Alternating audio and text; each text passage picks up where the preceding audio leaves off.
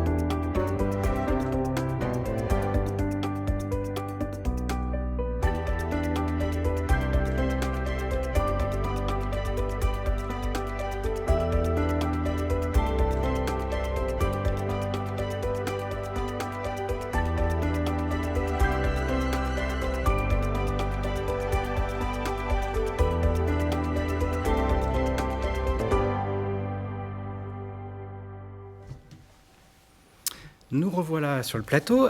J'accueille avec plaisir deux premiers notaires pour décrypter cet observatoire de l'immobilier. Tout d'abord, maître Jean-Philippe Pauget, notaire à Morestel, et puis également maître Philippe Lintanff, notaire à Saint-Marcelin. Maître Pauget, nous allons nous intéresser avec vous au secteur du Nord-Isère et de l'Isère rhodanienne. Qu'avez-vous observé sur ce territoire ces derniers mois ? Bonjour à tous. Alors, 1, 2 et 3-0, ça aurait pu être un résultat de Coupe du Monde, mais c'est malheureusement la victoire éclatante de la Covid contre la France au cours de cette dernière année. William Arthur Ward énonçait « Le pessimiste se plaint du vent, l'optimiste espère qu'il va changer ». Le réaliste ajuste ses voiles. Le notariat, face aux contraintes sanitaires actuelles, a développé effectivement de nouvelles techniques de travail. La signature à distance, la visioconférence, dans une logique nationale, le télétravail. Et plus d'1 an après, il est temps d'en tirer les conclusions et de vérifier effectivement si le secteur immobilier a pu se maintenir. Donc il me revient effectivement d'analyser le Nord-Isère et l'Isère rhodanienne. Est-ce que la crise sanitaire a eu raison du marché immobilier ? Est-ce que effectivement les Français ont toujours confiance au marché de la pierre ? Et est-ce que nos nouvelles techniques de travail ont permis de maintenir le secteur ? Ce qu'il faut retenir d'une manière générale, on a eu une baisse d'activité dans le Nord-Isère en termes de volume de transactions à hauteur de 5%. Si on tient compte de l'arrêt de l'activité lors du premier confinement, on peut être plutôt satisfait de la situation. Ce qu'il faut retenir, c'est que le Nord-Isère, c'est plus de 31% effectivement des volumes globaux des transactions du département. Et on le dit depuis plusieurs années, et ça s'est renforcé là avec le greenwashing, le retour aux sources, la peur du confinement. On a toujours un secteur qui est tourné vers l'habitat individuel plutôt que vers l'habitat collectif. Plus de 67% effectivement des transactions se tournent vers l'habitat individuel contre 33% pour l'habitat collectif. Alors justement, toutes ces tendances concrètement sur le marché de l'habitat individuel, comment est-ce qu'elles peuvent se traduire ? Alors, on a segmenté 2 parties. Les maisons anciennes d'un côté et les terrains à bâtir. Pour les maisons anciennes, on a toujours effectivement, ce qu'il faut savoir, c'est que l'Isère rhodanienne, et on le dit depuis plusieurs observatoires, et le Nord-Isère sont des terres d'accueil des Lyonnais. La logique est assez simple, le marché est de plus en plus tendu du côté de Lyon. Ce qu'il faut retenir, c'est à prestation équivalente. Pour acheter aujourd'hui une maison dans l'agglomération lyonnaise, il faut débourser 2,5 fois le prix d'une maison dans le Nord-Isère. Vous ajoutez à cela effectivement ce spectre de confinement futur, cette vraie volonté de retour aux sources. Vous avez tous les ingrédients effectivement pour toujours renforcer le secteur de l'habitat individuel. La difficulté, c'est qu'il y a une telle demande que les stocks commencent effectivement à baisser et que ça se ressent par une augmentation des prix. Si on fait une analyse rétrospective, sur 4 ans, dans l'Isère rhodanienne, les prix ont augmenté de plus de 15%. Et dans le Nord-Isère, on est presque à 15%, on doit être à 14,85%, quelque chose comme ça. Aujourd'hui, il faut retenir ce qui suit. Le prix médian dans l'Isère rhodanienne est de 240 000 €, soit 4 000 € de plus que la moyenne départementale. Dans le Nord-Isère, on est à 230 000 €. On a des prix effectivement qui commencent à défrayer un petit peu la chronique. On revient sur des maximums comme on avait pu constater dans les années 2006. Et on a même des communes où le prix médian est supérieur à plus de 300 000 €, ce qui est plutôt étonnant, avec donc ça c'est dans les communes classiques telles que Ruy, Saint-Savin, Charvieux-Chavagneux, Vienne, le péage du Roussillon, et c'était une tendance qu'on avait déjà constatée effectivement au cours des dernières années, qui a été renforcée justement par cette crise sanitaire et cette volonté effectivement de revenir aux sources, quoi. Il faut quand même effectivement être prudent, on le dit toujours, on a une catégorie d'acheteurs bien ciblée, on est sur une classe moyenne, il ne faudrait pas que les prix augmentent de manière trop importante et qu'on arrive effectivement à un éclatement de la bulle. D'accord. Alors, on imagine que ce dynamisme doit forcément avoir un impact sur le marché des terrains à bâtir. Sur les terrains à bâtir, exactement. La seule difficulté qu'on a, et là je reprends également d'autres conclusions qu'on avait eues les années précédentes, c'est qu'il y a une raréfaction des terrains à bâtir. Pourquoi cette raréfaction ? C'est-à-dire déjà, il y a des changements en matière législative et en matière de politique d'urbanisme. On veut aujourd'hui concentrer les constructions au niveau effectivement des centres urbains et des centres périurbains. La difficulté que nous avons, c'est qu'aujourd'hui, effectivement, on veut pousser au morcellement de parcelles existantes, mais on a une politique fiscale qui va à contre-courant. C'est-à-dire qu'aujourd'hui, pour pouvoir se séparer d'un bout de terrain, on est fortement fiscalisé. Donc, vous avez une demande importante, des difficultés à vendre. un contexte sanitaire qui favorise à la construction d'habitats individuels, ce qui fait qu'aujourd'hui, les prix augmentent. Pour autant, il y a moins de biens sur le marché, donc on a une baisse d'activité sur l'année 2020 de volume de transactions à peu près de 13%, mais avec corrélativement une augmentation significative des prix. Si on s'attache effectivement à l'Isère rhodanienne, en un an, plus de 20 € d'augmentation au mètre carré, près de 16 € d'augmentation le mètre carré au niveau effectivement du Nord-Isère, ce qui nous place à peu près sur des prix tels que, environ un prix médian, de 140 € au niveau de l'Isère rhodanienne et de 115-120 € au niveau du Nord-Isère. Il faut qu'on sensibilise un petit peu, il faudrait qu'on ait une politique fiscale un peu plus douce, parce qu'aujourd'hui on veut se tourner sur de l'habitat éco-responsable qui se concilie parfaitement avec les constructions neuves, mais si on n'a plus de terrain, on ne pourra pas y parvenir. D'accord, alors on l'a vu, la demande pour les maisons individuelles est forte. Qu'en est-il du logement collectif ? Alors, au niveau du logement collectif et contre toute attente, le marché s'est parfaitement stabilisé, même voire à augmenter. Pourquoi contre toute attente ? À l'aube du premier confinement, on aurait pu légitimement penser qu'effectivement personne ne veuille acheter dans le collectif. Or, si on fait le bilan, on constate ce qui suit. Donc, commençons effectivement par l'ancien. Dans l'ancien, vous avez une augmentation du volume de transactions du côté de l'Isère rhodanienne. Vous avez une légère diminution effectivement du côté du Nord-Isère. Les chiffres sont là. Vous avez effectivement 392 ventes en 2020 contre 375 l'année précédente pour l'Isère rhodanienne, 770 en 2019 pour le Nord-Isère contre 657. On a même un renforcement des prix, c'est assez surprenant, où on était à 1800 € le mètre carré dans l'Isère rhodanienne, on passe à 1810 € et on atteint 2050 € le mètre carré. La difficulté qu'on a, c'est qu'on n'a pas encore assez de recul compte tenu de cette crise sanitaire pour savoir quelles seront les tendances par la suite. À quoi devons-nous le maintien effectivement de cette activité dans le collectif dans le Nord-Isère qui est plutôt tournée vers l'habitat individuel ? Est-ce que c'est l'explosion du prix au mètre carré du côté de Lyon, où on a plus de 5 300 € le mètre carré ? Est-ce que c'est lié à un report de marché ? Je m'explique, on a tellement eu de demandes dans l'individuel, il y avait peut-être plus de biens disponibles, et peut-être que des clients ont voulu quand même investir dans la pierre et acheter dans le secteur collectif. Est-ce que c'est dû également à la crainte des marchés financiers, de se dire on investit plutôt dans le collectif plutôt que dans les marchés financiers ? Bref, il nous faudra un petit peu plus de recul sur la situation. Très bien. Maître Lintanff, est-ce que nous passons maintenant au secteur du Voironnais et du Sud Grésivaudan ? Avec plaisir. Donc observer l'immobilier en 2020 sur ce secteur-là, c'est invoquer l'adage « jusqu'ici tout va bien, jusqu'ici tout va bien ». Répéter comme un mantra mois après mois. Tous les acteurs ne peuvent que constater la vitalité de l'activité et notamment la forte demande sans trop penser à l'atterrissage. C'est le cas sur Voiron, Saint-Marcellin et la Bièvre, qui est un secteur mi-rural, mi-urbain, dont les produits phares sont la maison individuelle et le terrain à bâtir. La crise sanitaire a accentué les maux de ce type de secteur, qui est caractérisé par une distorsion avec des acquéreurs qui ont un désir d'habitat individuel et une offre limitée qui s'est encore rarifiée en 2020 en raison de la crise. Pour la maison individuelle, une comparaison des chiffres avec l'année dernière illustre ce phénomène.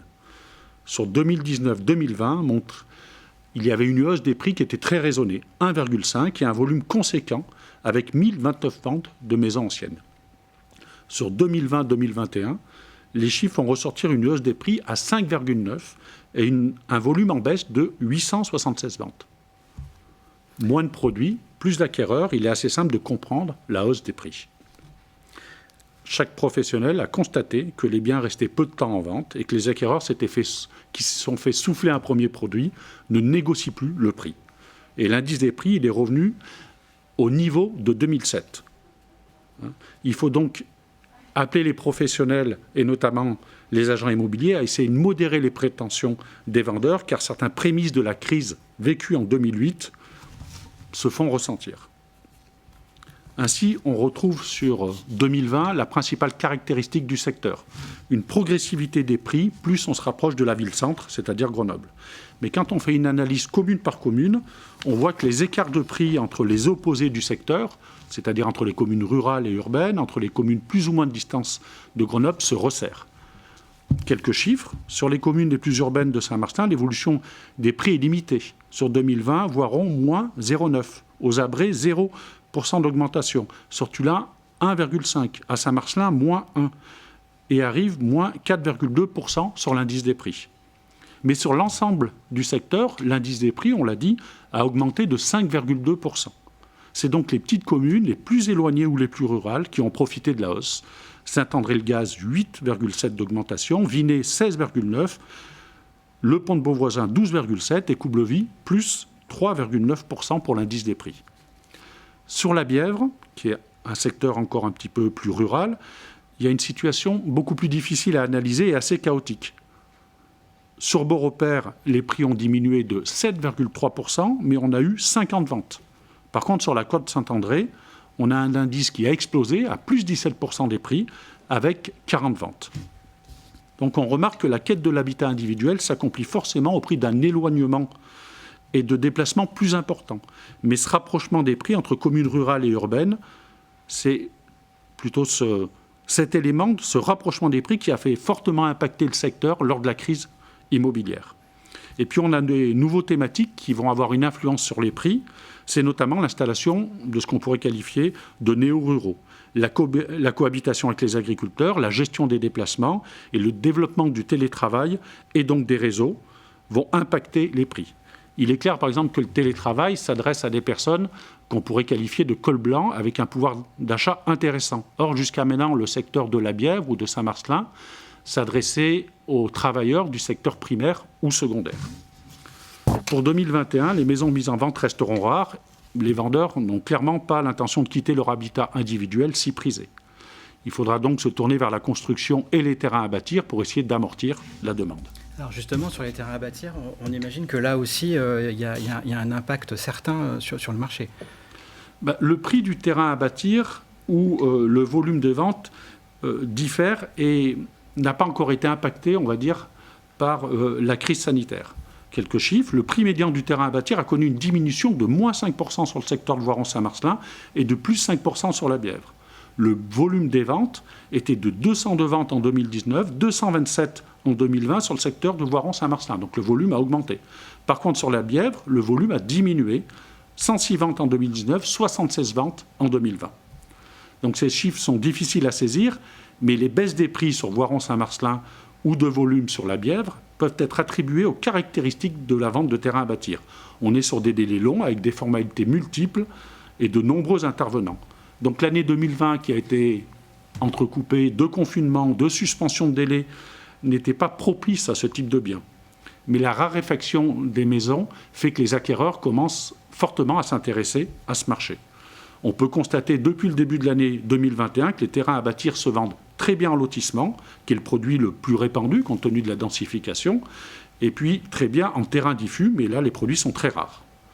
Donc pour l'instant, je pense que l'indice des prix n'illustre pas encore ce phénomène, puisque la cession d'un terrain à bâtir, on l'a dit, se déroule sur une période longue, environ 5 à 8 mois. Quoi qu'il en soit, la vente du terrain à bâtir reste un produit phare du secteur, puisque ça représente 26,27% des ventes en Isère. On constate aussi qu'il y a de nombreux lotissements qui sont prévus. Avec la politique du code, c'est des lotissements très denses. Quoi qu'il en soit, le principe des prix est identique à la maison individuelle. Plus on s'approche de la périphérie grenobloise, plus les prix augmentent. Quelques exemples. Quand on est dans la Bièvre, le prix du mètre carré sera à 60 €. Si on est à Voiron, c'est 180 € le mètre carré.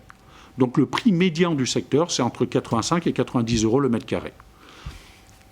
La logique du rapprochement par rapport à Grenoble et de l'indexation des prix sur ce rapprochement doit persister si on veut que le secteur garde une certaine attractivité.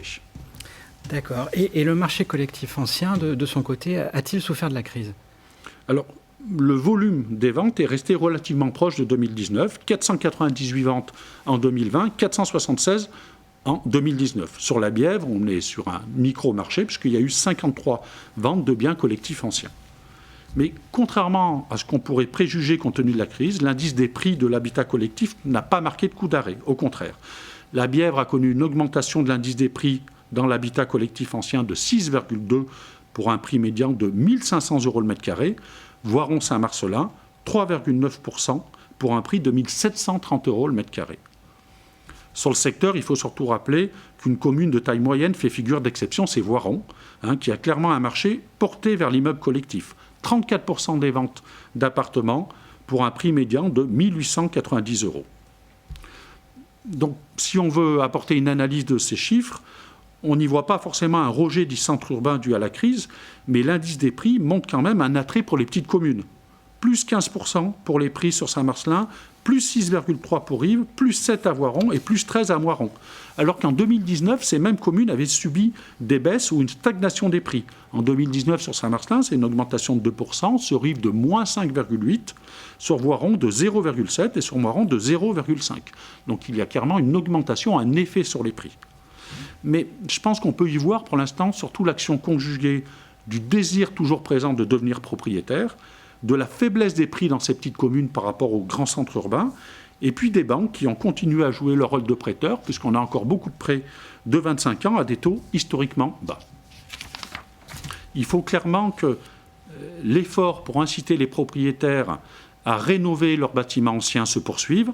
On a des prêts aidés à l'isolation au niveau national, et puis au niveau local, il y a quelques projets qui permettent de réhabiliter les centres anciens. Je prends ainsi pour compte Saint-Marcellin, qui en 2016 avait sur 4750 logements, avait 581 logements qui étaient vacants.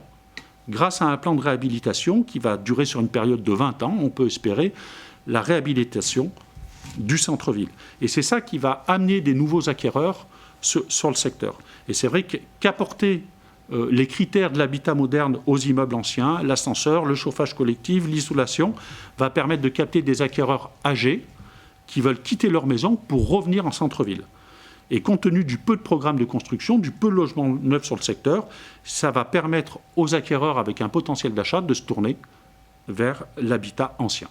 D'accord. Mais est-ce qu'il y a malgré tout un marché du logement locatif neuf sur votre secteur ? Alors clairement, l'immobilier neuf est marqué par un volume faible. C'est 4,5% des ventes en Isère.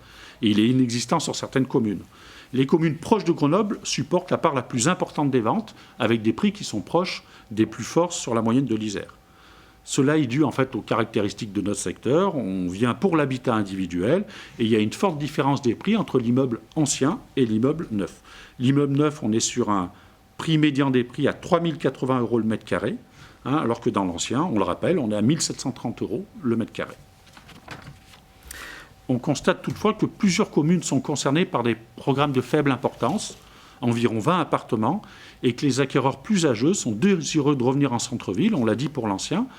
Ils souhaitent vendre leur maison pour s'installer dans des immeubles avec des critères modernes. Donc je pense que l'année 2021, si les délais de construction ne sont pas encore impactés par la crise, sera positif pour l'immobilier neuf. D'accord. Et finalement, quelles sont les principales tendances que vous retenez sur la Bièvre, le suc Grésivaudan et le Voironnais ? Clairement, je dirais que le secteur de la Bièvre et du suc Grésivaudan répond au désir qui est sacralisé par la crise du Covid de vivre dans des territoires moins denses et plus verts. Pour l'instant, la crise, elle a surtout tendu le marché immobilier, une diminution du volume des ventes, notamment des maisons individuelles, et par la suite une augmentation des prix. Tout ça va se poursuivre sur le premier semestre 2021. Les avant-contrats que nous signons actuellement témoignent d'ailleurs de la poursuite à la tendance générale de l'augmentation des prix. Donc clairement, pour l'instant, l'immobilier sur notre secteur, comme sur tout l'Isère, je pense, et comme d'autres pans de l'économie, n'a pas souffert de la crise, mais son avenir est trouble, notamment si la crise économique succède à la crise sanitaire. Merci Maître Lintanff pour toutes ces précisions. Merci Maître Pauget. Merci pour vos interventions. On va se retrouver tout de suite avec deux nouveaux notaires à qui vous allez céder votre place. Je vais accueillir avec plaisir Maître Aurélie Bouvier, notaire à Mélan, et Maître Clément Dubreuil, notaire à Grenoble, pour un tour d'horizon de l'Observatoire de l'immobilier sur deux nouveaux territoires, le Grésivaudan avec Maître Bouvier et l'agglomération grenobloise et la ville-centre avec Maître Dubreuil. Maître Bouvier, nous allons commencer avec vous. Sur le Grésivaudan, aujourd'hui, qu'est-ce que les données recueillies par les notaires de l'Isère nous apprennent ? La principale caractéristique du Grésivaudan, c'est que c'est un secteur extrêmement hétérogène. La diversité des biens et des prix du secteur sont le reflet de la multitude des atouts de ce territoire, qui ne sont clairement pas les mêmes selon que vous soyez sur la rive droite ou sur la rive gauche, ou selon que vous soyez aux abords de Grenoble ou en direction de Chambéry. Pour autant, ce qu'on remarque et qui se vérifie chaque année, certaines constantes, c'est clairement un des secteurs où les prix sont parmi les plus élevés de l'Isère. c'est pas surprenant, hein, c'est le résultat de la conjonction de plusieurs facteurs. Des entreprises, tout d'abord, à très forte valeur ajoutée qui sont implantées dans le secteur. Une population de cadres supérieurs à fort pouvoir d'achat qui est donc importante dans ce territoire. Un cadre de vie qui, il faut bien le dire, est très agréable. On y conjugue les intérêts de la vie urbaine en termes de proximité, de services, de transport, qui sont mêlés avec un environnement naturel de qualité. Deuxième constante, les prix qui sont invariablement plus bas sur la rive gauche que sur la rive droite. La vue Beldon se paye très cher dans ce secteur-là. L'avantage de cette diversité des prix, c'est que ça permet à chacun de pouvoir trouver un logement en fonction de ses moyens financiers. C'est un marché sans surprise qui est composé essentiellement de résidences principales. Le marché locatif est un peu plus en retrait. Et ce qui est intéressant de remarquer, qu'on vérifie chaque année, c'est que le parcours résidentiel y est très marqué. Ce qu'on appelle le parcours résidentiel, c'est le fait d'acheter un appartement quand on est jeune. Et puis quand la famille s'agrandit et qu'on a un peu plus de moyens, on achète la maison où on fait construire. Et puis une fois que les enfants ont quitté le nid, entre guillemets, eh bien, les personnes se rabattent sur l'acquisition de logements de plus petite dimension. Par rapport à l'année dernière, que l'on raisonne en termes de volume des ventes ou en termes de prix, on constate qu'il n'y a pas de changement radical. Les prix et les volumes des ventes de ce secteur restent globalement soutenus, même si, on le verra, les évolutions sont très disparates selon la rive droite ou la rive gauche. Très bien. Et alors, on va s'intéresser plus spécifiquement au marché des appartements anciens. Dans le Grésivaudan, comment ce marché s'est comporté finalement en 2020 ? Alors, l'appartement ancien, c'est le produit phare du Grésivaudan, ce qui ne se dément pas là aussi par rapport aux années précédentes. Il se vend 47%, 47% plutôt du volume des ventes du secteur sont représentés par les logements collectifs anciens. Ce n'est pas forcément un marché de maison, majoritairement le Grésivaudan, contrairement à ce que l'on pourrait penser. Cette part importante du marché de l'appartement ancien s'explique par le fait qu'on est à la première étape du parcours de l'acquéreur primo-accédant et surtout que le secteur du Grésivaudan est doté d'un très grand nombre de logements collectifs. On remarque que même dans les communes les plus cossues du secteur, la construction de logements collectifs s'est largement intensifiée ces dernières années et la part importante du marché de l'ancien ne devrait pas se démentir à l'avenir. Les volumes sont globalement stables par rapport aux années précédentes et on considère que le marché est parfaitement fluide. Plus des 2/3 des ventes sont représentés par des appartements de 3 et 4 pièces, ce qui est conforme là aussi aux tendances des années précédentes. Si on veut donner un petit mot en termes de prix, mis à part donc, le secteur des grandes stations de Loisan, le Grésivaudan reste, comme je le disais, le secteur le plus cher de l'Isère, avec un prix médian au mètre carré qui est de l'ordre de 2 500 € en légère progression par rapport à l'an dernier, une progression de l'ordre d'environ 2,5%. Je le disais tout à l'heure, une certaine disparité toutefois dans ces évolutions des prix. Le triangle d'or du Grésivaudan, Mélan, Coran, La Tronche, enregistre de très belles progressions, plus 11% sur La Tronche, plus 5% sur Mélan. On est au-delà des 3 000 € du mètre carré en prix médian. Gières est toujours très bien coté, 2 810 € du prix médian au mètre carré, une hausse de plus 7%, c'est très, très encourageant. Inversement, certaines communes sont plutôt à la baisse. On passe de l'autre côté de la rive de l'Isère. Villarbonneau est en retrait, moins 7%, Pontcharrat, moins 9%. Mais là encore, il ne faut pas en tirer des conclusions trop hâtives. C'est des communes qui avaient enregistré une hausse certaine les années précédentes. Donc on considère qu'il s'agit plus d'un ajustement technique qu'une réelle tendance. D'accord. Le Grésivaudan, c'est aussi un important marché de la maison individuelle. Alors, quelle proportion représente ce produit sur le territoire ? Les proportions sont stables. La vente de maisons dans le Grésivaudan, c'est à peu près 30% du volume des ventes du secteur, ce qui est tout à fait conforme aux tendances des années précédentes. C'est seulement 11% du marché total de l'Isère. Donc vraiment, le Grésivaudan est un secteur de vente de logements collectifs avant tout. Les volumes restent stables. Et en ce qui concerne les prix, là aussi, comme en matière de logements anciens, une grande disparité selon la rive droite et la rive gauche. Un prix médian toutefois globalement en légère progression, plus 2,2% par rapport à l'an passé. Crolles toujours en progression, Saint-Imier en légère baisse, mais là aussi à contrebalancer avec la hausse importante de ces dernières années. Pontcharrat est en très bonne progression, quasiment plus 7%, à mettre en lumière là aussi avec la baisse de ces dernières années. Donc dans l'ensemble, tout secteur confondu, les prix des maisons anciennes dans le Grésivaudan sont globalement stables et les écarts de prix d'une année sur l'autre ressemblent plus à un rattrapage technique qui a une réelle tendance par commune. La vente des maisons de prestige, quant à elle, c'est vrai que le secteur est plutôt doté de jolies demeures. La vente de ces maisons de prestige qui dépassent le million d'euros reste toutefois très, très exceptionnelle. D'accord. Les tendances, si on veut faire un petit mot de conclusion sur le marché de l'ancien, on constate, comme toujours, que les maisons qui nécessitent beaucoup de travaux séduisent peu. Les acquéreurs sont à la recherche de biens de qualité et sont de plus en plus attentifs aux performances énergétiques des biens. Les vendeurs comprennent que ce ne sont plus eux qui fixent les prix. Dans un contexte économique qui peut être anxiogène, on parlait de la crise sanitaire tout à l'heure, pour l'instant les taux d'intérêt sont bas, donc le marché immobilier devrait rester soutenu. Pour autant, on voit que les personnes n'hésitent plus à renoncer à certaines prétentions en termes de prix pour être sûres de pouvoir vendre dans des conditions satisfaisantes dans le courant de l'année. D'accord.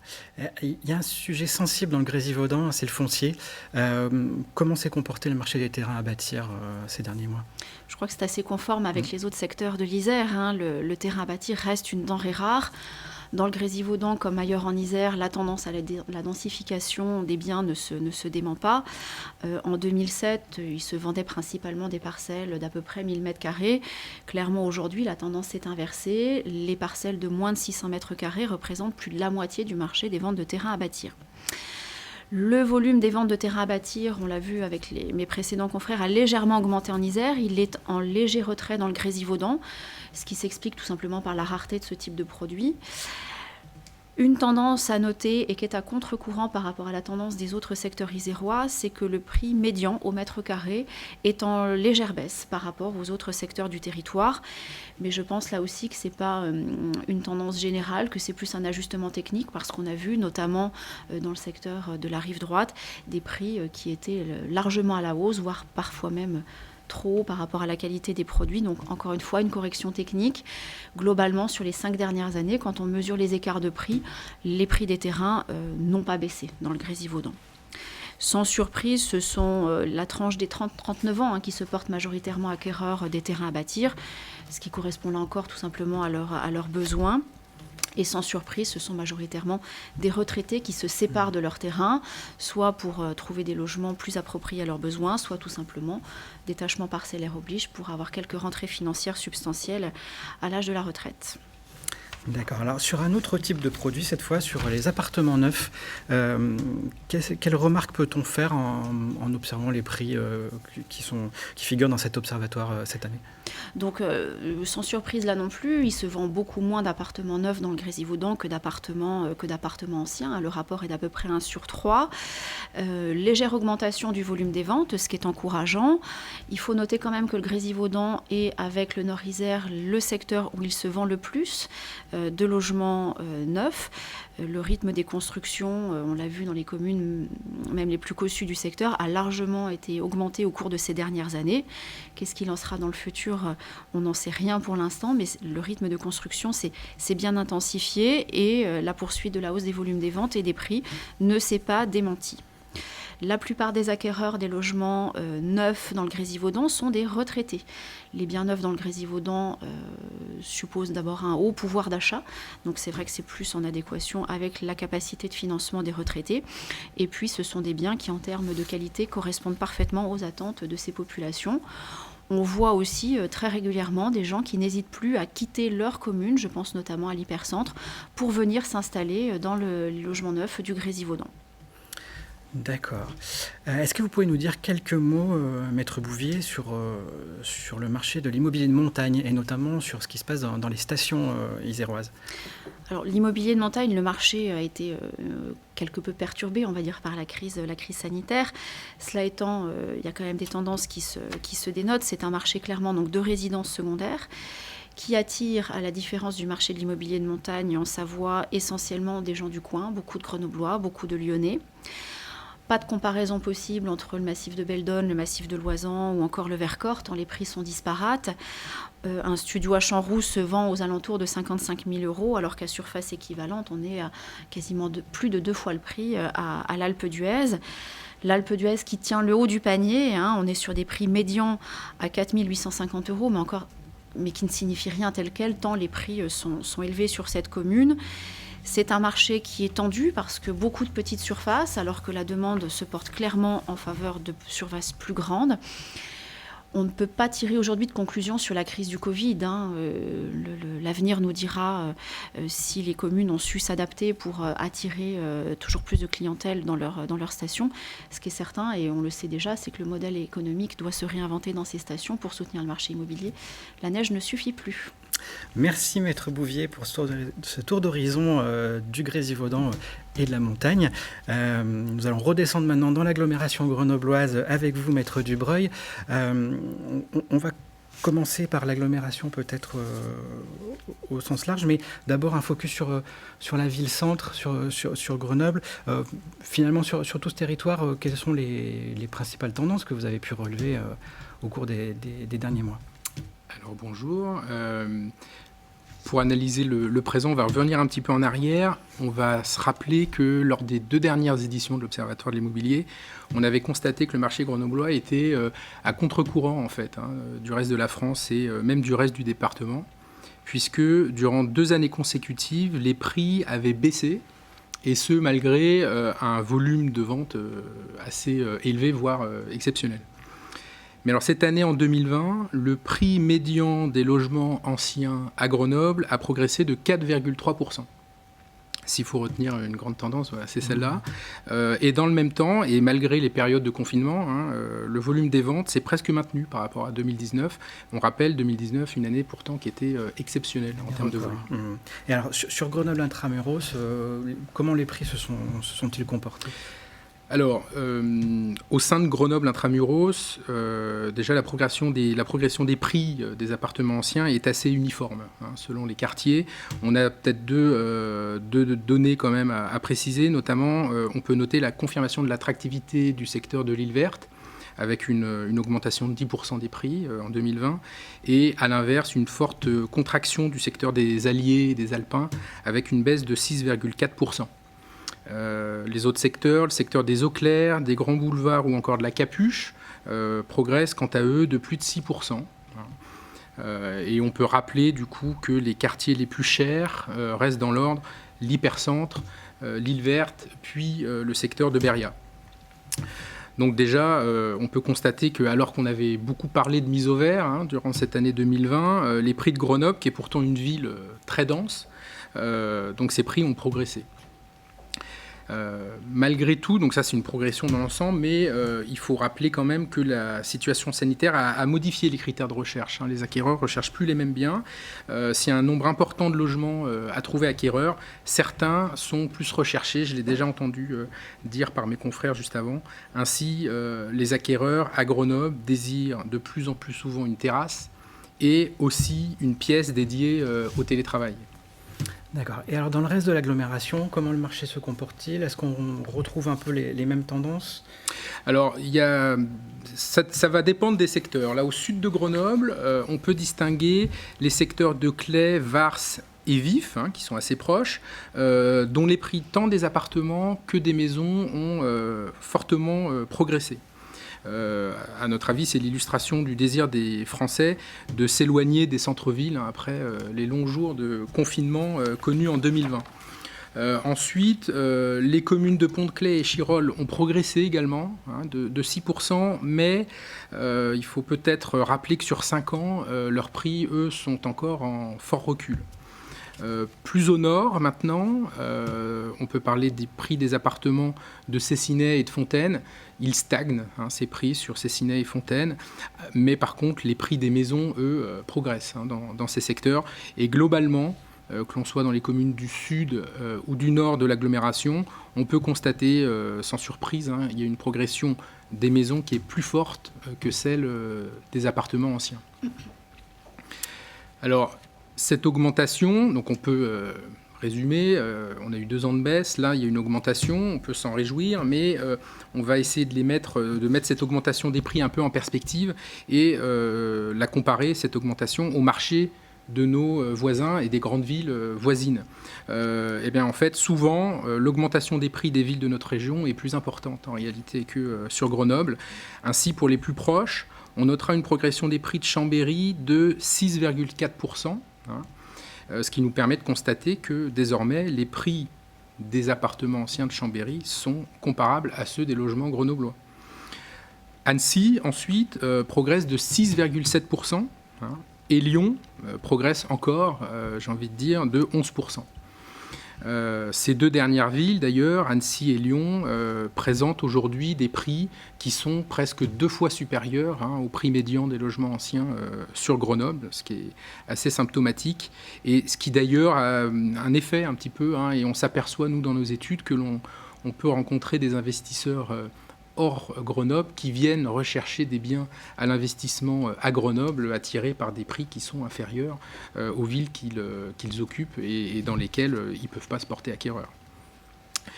Donc cette réputation que traînait Grenoble, alors qui était ancienne, hein, mais souvent les réputations ça traîne, hein, on les garde, mais la réputation de Grenoble d'être une ville chère n'est plus vraie, hein. Il faut plus parler de cette réputation. Des chiffres aujourd'hui, elle se place 11e dans les grandes villes de France en termes de prix et 4e seulement, hein, en Rhône-Alpes. Alors Grenoble n'est plus une ville chère, néanmoins les prix recommencent à y progresser, vous l'avez souligné, alors qu'ils étaient stables ces dernières années. Qu'est-ce qui explique cette tendance à votre avis ? Eh oui, exactement, l'augmentation semble donc généralisée dans la région, mais alors pourquoi cette année justement Grenoble en profite ? Alors il y a plusieurs raisons. La première, on observe de plus en plus d'ailleurs, une forte concurrence, hein, des acquéreurs. Elle s'explique mécaniquement par le déséquilibre entre le nombre de biens proposés à la vente et le nombre d'acquéreurs potentiels.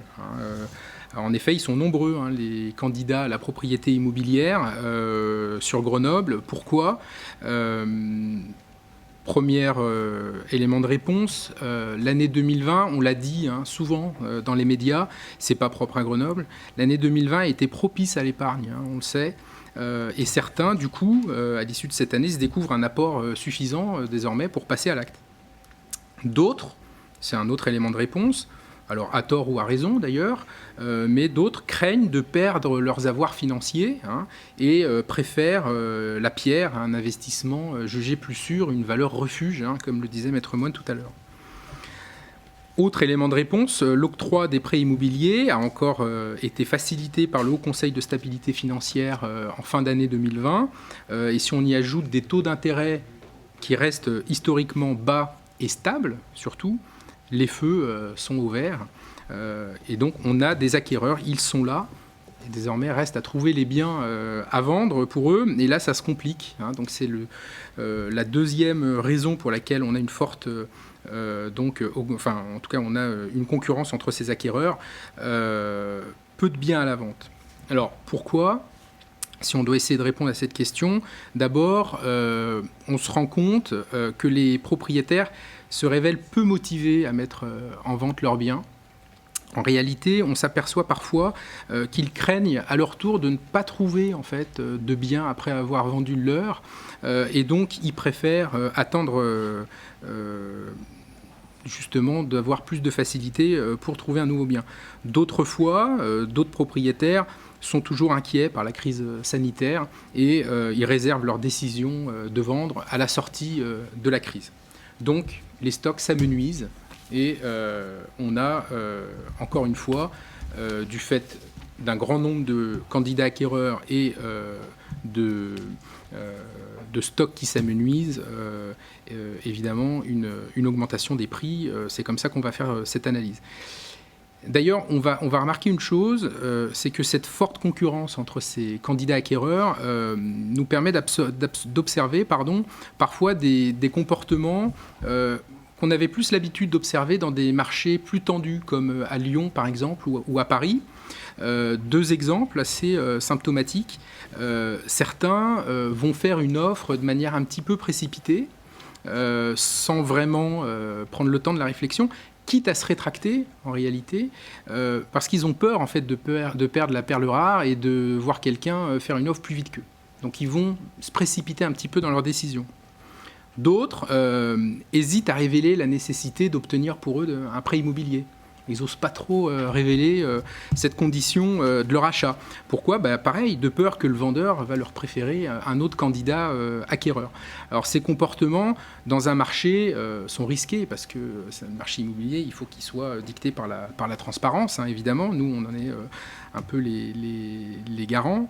Et donc ces comportements devront être surveillés, hein, par tous les professionnels du secteur. Mais en tout cas, surtout, si j'en parle, c'est parce qu'ils sont révélateurs de la tension actuelle du marché immobilier grenoblois.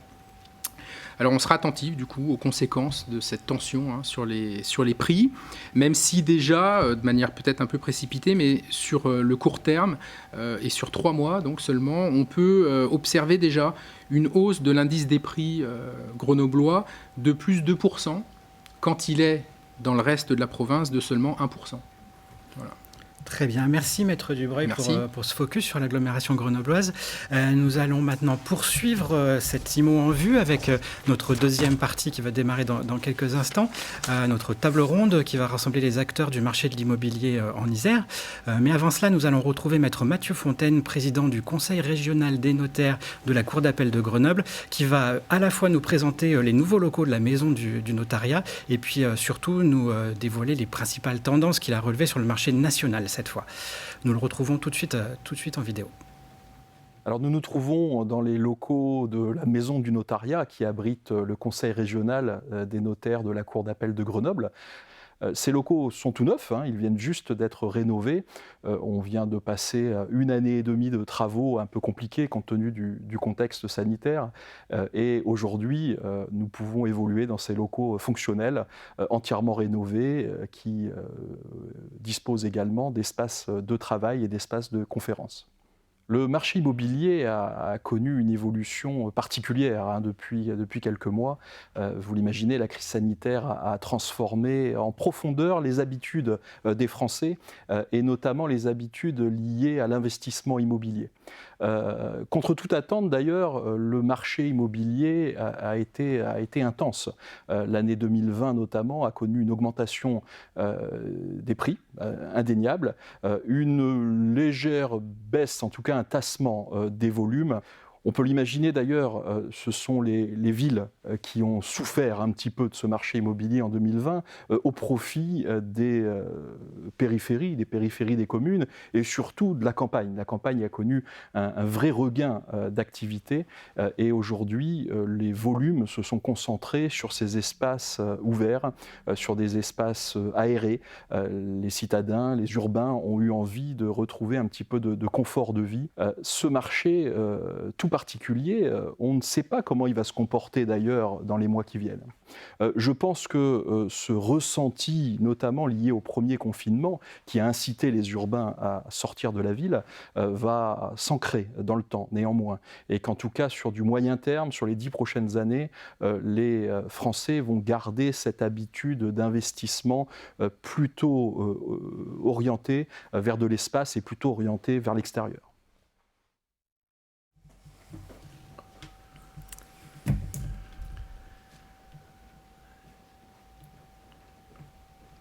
C'est parti, nous poursuivons donc cet événement de l'IMO en vue, en ligne et en direct, avec la deuxième partie consacrée à la table ronde de l'immobilier. 4 thématiques, 10 minutes par thématique, avec 2 interlocuteurs à chaque fois. Et nous commençons donc par le sujet du marché de l'immobilier. J'ai le plaisir d'accueillir pour cela Jean-Paul Girard, président de la FNAIM de l'Isère, et Christophe Ferrari, président de Grenoble-Alpes Métropole. Bonjour messieurs. Bonjour. Bonjour. Alors déjà, Jean-Paul Girard, comment se comporte le marché de la location en Isère en cette année si particulière par comparaison avec les années précédentes? Bonjour et puis merci de nous recevoir. Alors comment se comporte ce marché? Le marché isérois est un marché un petit peu particulier puisqu'on a des influences, hein. On a le marché grenoblois, on a le marché nord-isérois, on a des marchés qui sont le marché Saint-Marcinois et puis on a un marché proche de Lyon, donc ça veut dire que... Et on a tout le marché montagnard. Donc c'est quand même des thématiques qui sont complètement différentes. Donc c'est vrai que l'année 2020 était une année particulière. On a subi, on va dire, les affres du Covid, mais les gens ont besoin de se loger. Donc aujourd'hui, effectivement, en Isère, on sait qu'on a quand même un parc locatif qui est de 23% pour le locatif secteur privé et puis 14% pour le parc social. Donc ça veut dire que par rapport aux 650 000 logements qu'on a à peu près en Isère, on a quand même 37% des logements qui sont affectés à la location. Alors Grenoble, avec une grosse partie bien évidemment sur Grenoble et son agglo. Donc aujourd'hui, on va dire que l'année 2020 a été une année où on a observé en termes de prix, une stabilité de prix, puisque on a eu, je faisais un état comparatif entre les loyers des T1, T2, T3, T4 en 2019 et l'année 2020, en sachant que nos chiffres, nous, sont des chiffres sur les années glissantes, c'est-à-dire que j'ai des chiffres arrêtés à fin avril, on est quasiment sur une stabilité vraiment de prix. En sachant que les loyers, effectivement, au niveau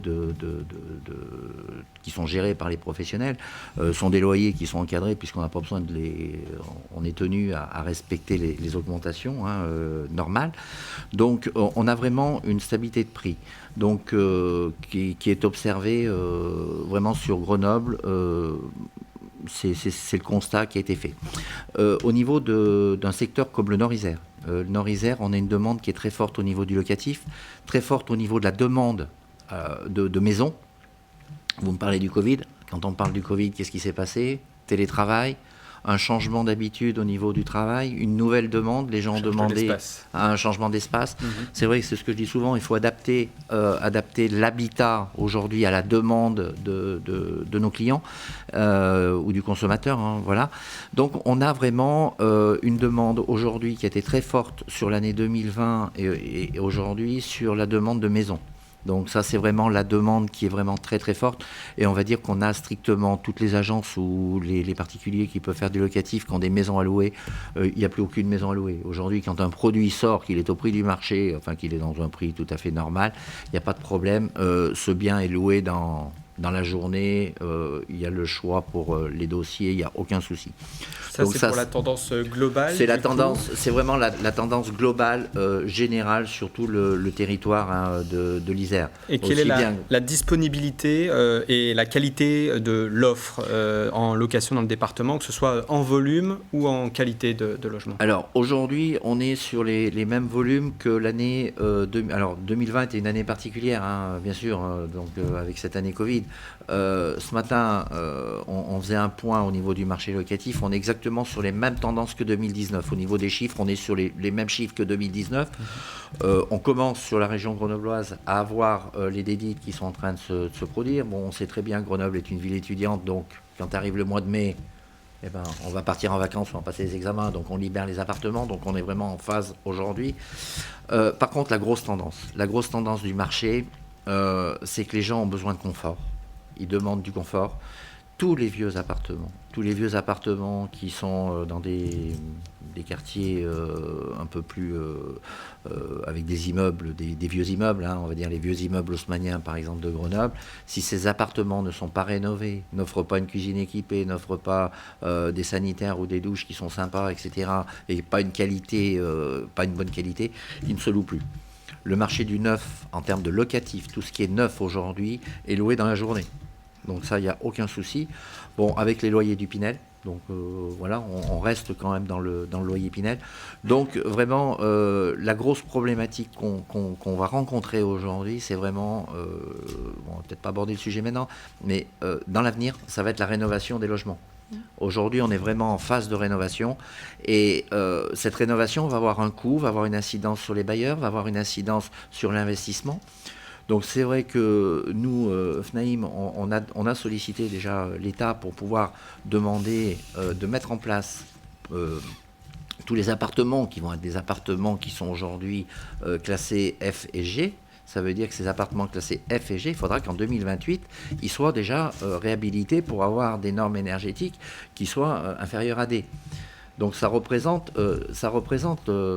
aujourd'hui 24%, je crois, du parc locatif. Et quand on prend le parc locatif F, G plus le E, ça représente 45% du parc locatif français. Donc, enfin, même régional, hein, on est sur les mêmes bases. Hein. Donc, aujourd'hui, voilà. Donc, l'inquiétude qu'on peut avoir, c'est que le marché de la location va peut-être être transformé, ce qui va avoir aussi des incidences sur les ventes, hein, c'est clair.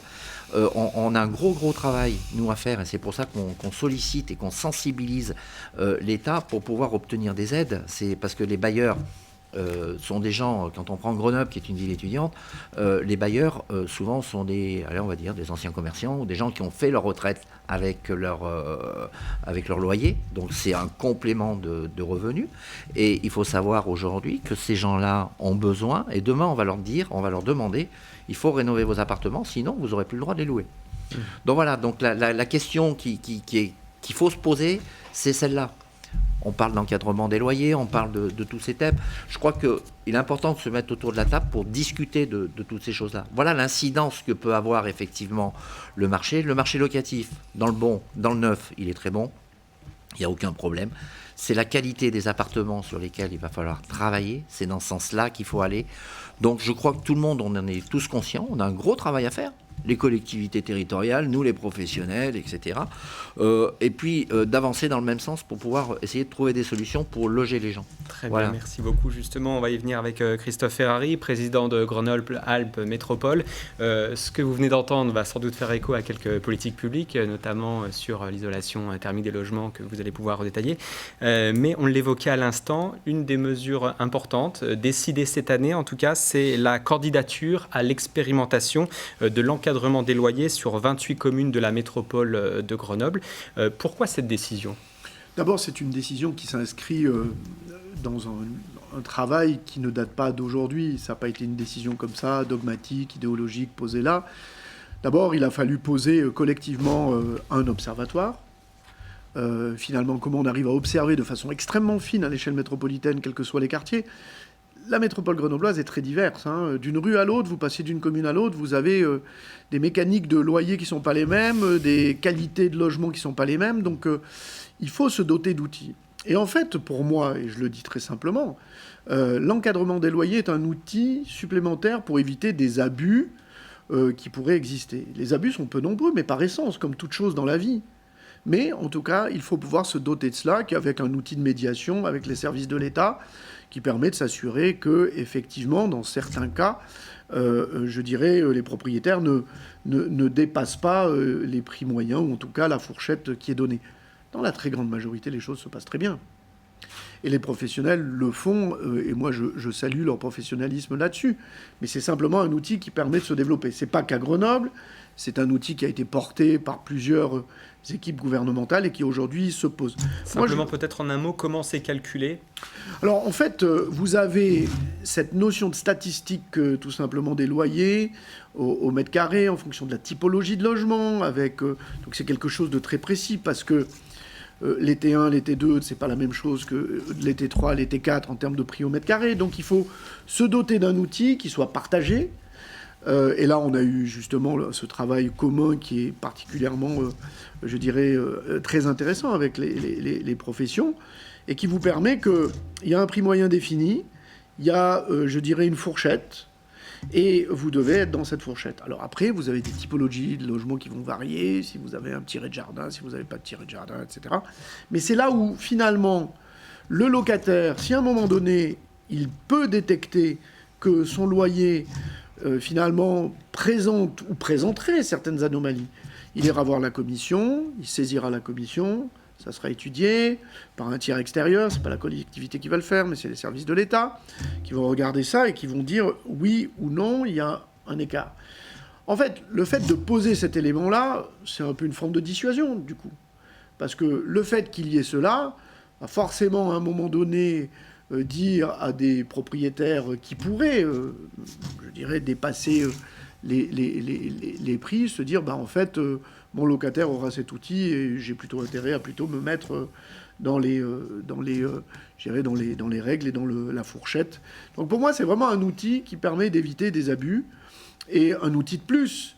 Alors certains me disent, mais ce qu'on avait déjà était suffisant. Voilà, certains professionnels de l'immobilier, certaines associations de propriétaires et syndicats de bailleurs, dont certains présents aujourd'hui à cette table ronde, s'opposent à l'application de cette mesure. Qu'est-ce que vous leur répondez pour les rassurer je leur dis qu'en tout cas, elle n'a pas une vocation dogmatique et idéologique. Elle se veut simplement être un outil supplémentaire qui ne met en aucun cas en difficulté les dispositifs Pinel, qu'on soit très clair là-dessus, qui, tout simplement, moi, j'ai la conviction que ça va se réguler assez vite. Parce que, encore une fois, la très, très, très grande majorité des locations qui sont mises sur les marchés correspondent aux règles. Donc, il n'y a aucune raison, finalement, de s'interroger et de s'inquiéter de cela. Le vrai sujet qui a été posé par le président, là, de la FNAIM, c'est effectivement les dates couperées de rénovation demain d'un certain nombre de logements. Le vrai sujet politique qui nous est posé, et merci en tout cas, Monsieur le Président, de le poser là, parce que c'est un sujet qui est au cœur des politiques métropolitaines depuis très, très longtemps. Avec les opérations au mur-mur, succès de que nous avons inventées dans ce territoire et qui sont aujourd'hui dupliquées à d'autres endroits dans le pays. Et le Président a raison. En fait, il faut... Nous, on a accentué nos moyens sur la rénovation des logements dans les copropriétés privées. Parfois... certaines copropriétés privées sont beaucoup plus dégradées en termes, je dirais, d'isolation que même le parc social fait par les bailleurs. Donc, il nous faut trouver des outils pour massifier la rénovation thermique. Donc, il faut que la métropole prenne son œuvre, elle le fera, puisque c'est sa compétence, mais on a besoin d'un État qui soit, de ce point de vue-là, aussi, finalement, très engagé. Moi, dans la loi climat et résilience, j'ai quand même vu une certaine hésitation des parlementaires qui, moi, m'a quand même sidéré. Considérer qu'on pouvait changer le thermomètre, la classification des logements, tout ça n'est quand même pas très bon et pas très sérieux. Et puis moi, je l'ai proposé au président de la région que dans le contrat de plan État-région, la région s'engage dans la massification de la rénovation thermique. Il n'en a pas très envie à ce stade. Je suis sûr qu'il pourra en avoir envie, parce qu'en plus, c'est bon pour l'économie locale. C'est nos TPE, c'est nos petites entreprises qui ont un véritable savoir-faire dans la rénovation thermique. Il faut aider les copropriétaires à rénover thermiquement leur logement, à améliorer la qualité, le confort. Parler de... Aujourd'hui, vous n'avez pas des demandes, c'est qu'il faut qu'il y ait une terrasse. Les gens veulent une terrasse. Les gens, ils ne veulent plus un balconnet. Donc, ça veut dire qu'il faut faire parfois des rénovations lourdes. Mais cette rénovation lourde, elle est bonne pour l'économie. C'est de l'économie, c'est de l'argent qui est là, posé dans le territoire, qui servira, qui alimentera des familles, qui fait fonctionner des entreprises. Donc, pour tout ceci, pour moi, c'est un cercle particulièrement vertueux. Très bien, merci beaucoup, messieurs. Justement, nous allons pouvoir poursuivre avec notre seconde thématique consacrée à la construction. Pour en parler, je vais recevoir en plateau Olivier Gallet, président de la Fédération des promoteurs immobiliers des Alpes, et Thierry Balducci, vice-président de la Fédération du BTP de l'Isère. Je leur laisse le temps de s'installer. Merci beaucoup, messieurs.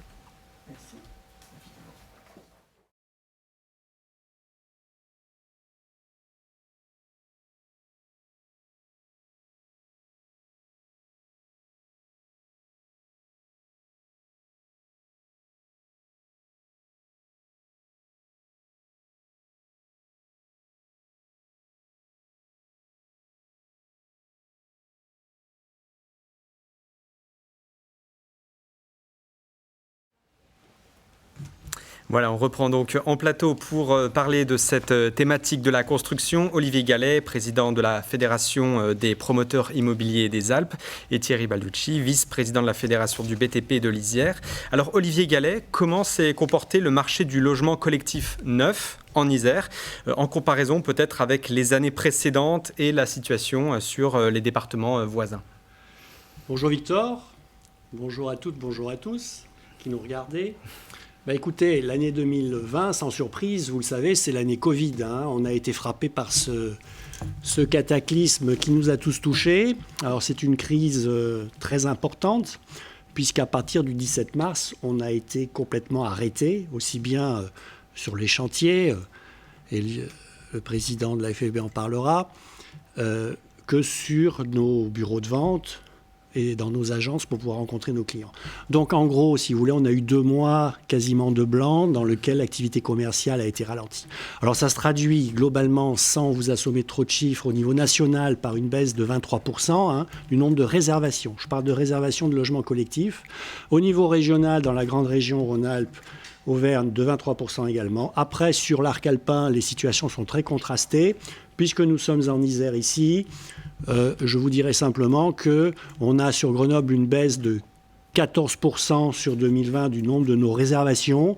Donc sur les volumes, le marché grenoblois a plutôt bien résisté, sachant qu'on est repassé en dessous des 1000 logements réservés. Donc ça, c'était quand même pas arrivé depuis 2014, puisque vous voyez, dans les années précédentes, on était au-dessus de 1000 logements. Donc ce n'est pas seulement un effet Covid. Ah bien, c'est-à-dire que l'effet Covid, il n'y a pas eu de rattrapage en fait. On a eu un rebond qui était assez fort à partir du déconfinement cet été. Tout le monde en a parlé. C'est vrai que dans les bureaux de vente et dans les agences, il y a eu pas mal de gens qui ont souhaité bouger de logement, changer de résidence. Mais le rebond de cet été n'a pas permis de compenser l'arrêt total pendant les 2 mois de confinement. Très bien. Thierry Balducci, vice-président de la fédération du BTP de l'Isère. Après la suspension brutale de nombreux chantiers lors du confinement en 2020, comment le secteur du BTP s'est-il adapté pour reprendre une cadence de construction qu'on pourrait qualifier de normale ? Oui, après, effectivement, les effets d'annonce et puis l'arrêt de tous les chantiers, puisqu'on a été arrêté le 16 mars d'une manière globale et totale. Certains hauts élus, ministres nous ont dit, ne comprenaient pas pourquoi on s'arrêtait. Bon, malgré tout, il y avait quand même des bonnes raisons. Et l'activité du bâtiment a quand même prouvé qu'on a su réagir vite, puisqu'on a fait partie des premiers secteurs qui ont repris une activité. Et au 17 avril, la plupart des entreprises ont commencé à réouvrir leur chantier, à se remettre au travail. Et on peut dire que du 14 avril à début mai, c'était une remise en route. Et ensuite, de mai à début juin, une reprise complète de l'activité. Donc les entreprises ont su s'adapter et elles ont relativement très vite réagi. Donc ensuite, il y a eu effectivement la période de congé où on a essayé de motiver un petit peu nos équipes pour essayer de compenser un petit peu le manque d'activité que l'on avait eu donc entre mars et avril. Ce qui fait que, tant bien que mal, on est arrivé à une vitesse de croisière, une vraie vitesse de croisière au mois de septembre. Où là, donc ensuite, les entreprises ont travaillé normalement, et je dirais même pleine charge, puisqu'il y avait, avant la pandémie, une grosse activité que l'on a retrouvée naturellement un petit peu après. Justement, pour fluidifier, l'année dernière, vous appeliez à réduire les délais d'instruction des administrations pour contribuer à rattraper ces retards. Oui. Est-ce que vous avez été entendu sur ce point ? Est-ce que ça a pu être fluidifié ? Alors, il faut bien se mettre en tête que dans le bâtiment, on a énormément d'inertie.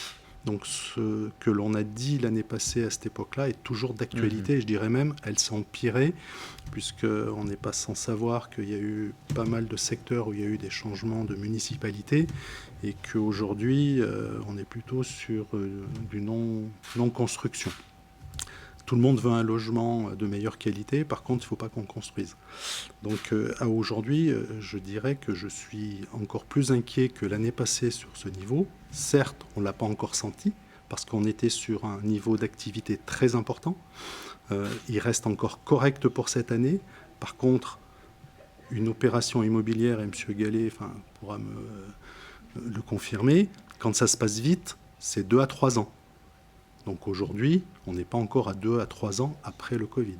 Et entre-temps, il y a eu aussi un effet électoral qui va faire qu'on va très probablement, pas forcément vers des beaux jours, et là, ça ne sera pas le Covid. Vous confirmez, Olivier Gallet, quand est-ce qu'on peut attendre cette reprise ? Qu'elle se concrétise ? Oui, alors je confirme complètement. Effectivement, notre plus grosse difficulté maintenant, mais ça fait des mois que je le dis, c'est de réengager de nouvelles opérations. Bon, donc, il y a tout un contexte qui fait que ça reste encore très ralenti, puisqu'on n'est encore pas sorti de la crise sanitaire et du Covid. Donc, il y a encore beaucoup de gens en télétravail. Il y a encore beaucoup de réunions qui ne se font pas ou qui sont différées. C'est parfois long et difficile de rencontrer les élus, d'avoir des réunions de travail autour des projets et des plans avec les services pour des questions de nombre de personnes dans les réunions, pour des questions sanitaires qui ne nous permettent pas encore de retravailler comme avant.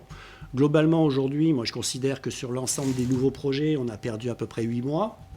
Après, les situations sont très contrastées en fonction des communes, mais sur la métropole, par exemple, on travaille avec 7 ou 8 services différents.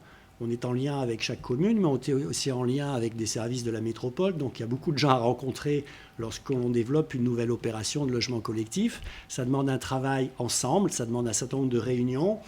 Ce travail, il est en train de reprendre. Vous posez la question de savoir combien de temps ça va prendre. Écoutez, moi, je ne lis pas dans le mar de café, mais j'essaye d'être un peu pragmatique.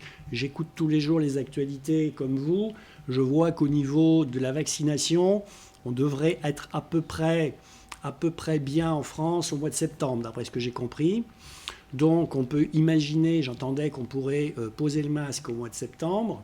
Donc, je pense que toutes ces réunions, elles vont pouvoir à nouveau fonctionner de manière normale et plus fluide et surtout plus rapide à partir du dernier trimestre 2021, ce qui veut dire qu'on peut espérer une reprise des permis de construire à partir du mois de juin 2022. On aura quasiment un décalage d'1 an, même de plus d'1 an de production. C'est quand même assez inquiétant dans le neuf. Ça représente sur l'Isère, on parle de 2000 logements là, qui sont décalés.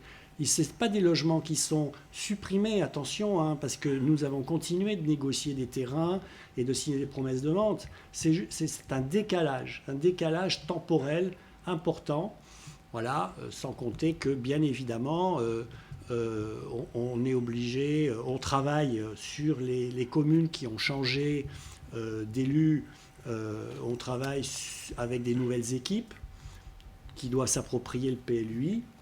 Et donc, tout ça, ça demande également un peu plus de temps, d'adaptation. Simplement, dernière question. Je voulais juste rajouter une petite chose. Je vous en prie. Aujourd'hui, les chiffres de la Fédé, par rapport à tout ce qui a été engrangé en permis de construire, nous annoncent pour des mises en chantier début 2022 inférieures à 300 000 logements, alors qu'on table plutôt sur du 450 000 pour combler la demande sur 5 ans par rapport au manque. Donc ça vous montre un petit peu l'effort qui va rester à faire. Très rapidement, la disponibilité de la main-d'œuvre et l'évolution des coûts des matériaux. On parle beaucoup en ce moment de pénurie sur certains matériaux. Vous la confirmez, et est-ce que ça interfère également dans ces délais qui peuvent augmenter? Alors, la main-d'œuvre, c'est clair que actuellement on est encore sur un niveau d'activité très fort. Donc, il y a une tension sur la main-d'œuvre, c'est évident, parce que c'est l'héritage des générations et des générations qui n'ont pas voulu venir dans notre secteur. Donc on fait énormément d'efforts, la fédération fait énormément d'efforts pour attirer nos jeunes, pour communiquer, pour améliorer les conditions. Et quand même à noter que pendant cette période de Covid, on a eu un accroissement de 12% des apprentis dans le secteur du BTP en général. Donc on met les moyens et on fait tout pour capter nos jeunes. Ça serait dommage qu'on casse la dynamique par une baisse d'activité. Et ensuite, au niveau des matériaux, alors là, j'ai toujours pas compris. On m'a donné plein d'explications, mais effectivement, fin d'année, on a eu une très forte augmentation sur l'acier, 25%, mais d'une manière très brutale, sur quasiment 2 mois.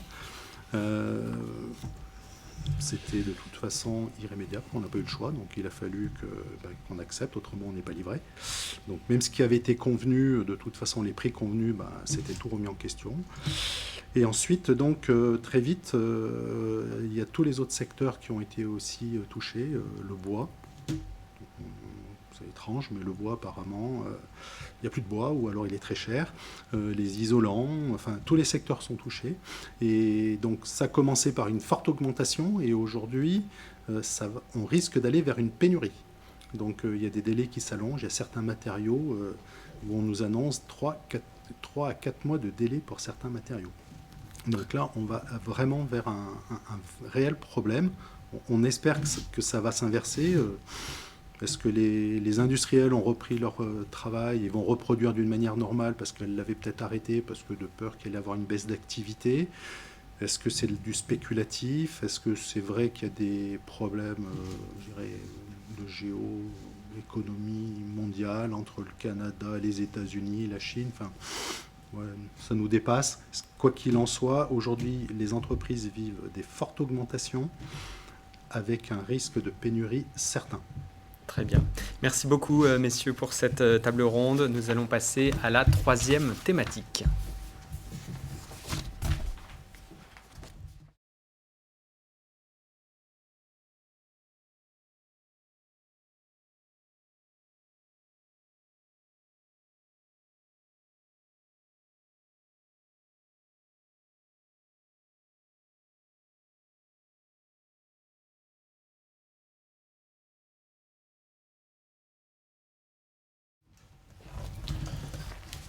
Et nous continuons avec l'enjeu du logement social. Pour en parler, j'accueille sur ce plateau Isabelle Rueff, présidente d'Apsise, l'association des bailleurs sociaux de l'Isère, et Bruno Catin, président du Pays Voironnais. Bonjour à vous deux. Bonjour. Isabelle Rueff, déjà, comment s'est porté le marché du logement social cette année en demande et en volume de production? Alors, peut-être une petite nuance quand on parle de marché du logement social. Alors, il y a une dimension qui est effectivement une dimension de marché, puisqu'on est très dépendant, par exemple, des coûts du foncier ou des coûts de la construction. Mais il y a une partie qui n'est pas tout à fait du marché, puisqu'on est sur des tarifs qui sont quand même des tarifs réglementés. Donc, c'était juste la petite nuance que je voulais apporter sur le thème du marché. Alors après, le logement social, il faut reconnaître qu'il a toujours joué un rôle d'amortisseur pendant les crises économiques ou les crises sociales. Et donc là, à nouveau, on joue ce rôle d'amortisseur, mais avec une vraie difficulté en 2020. Alors les deux difficultés, la crise sanitaire, bien entendu, tout le monde en a parlé, mais surtout les élections municipales. Alors bien entendu, c'est un grand moment de la vie démocratique, mais on sait qu'en logement social, pratiquement une année avant les élections, tout est bloqué. Et quand en plus la période se prolonge comme elle s'est prolongée, on observe une chute du nombre de logements financés de 40%. Donc effectivement, de ce point de vue-là, les indicateurs ne sont pas très bons. Et les chantiers ont été arrêtés au début du premier confinement, mais très rapidement, et là vraiment on veut rendre hommage à ce qu'a fait la Fédération du BTP, tous les protocoles sanitaires ont été établis et ça a permis de redémarrer.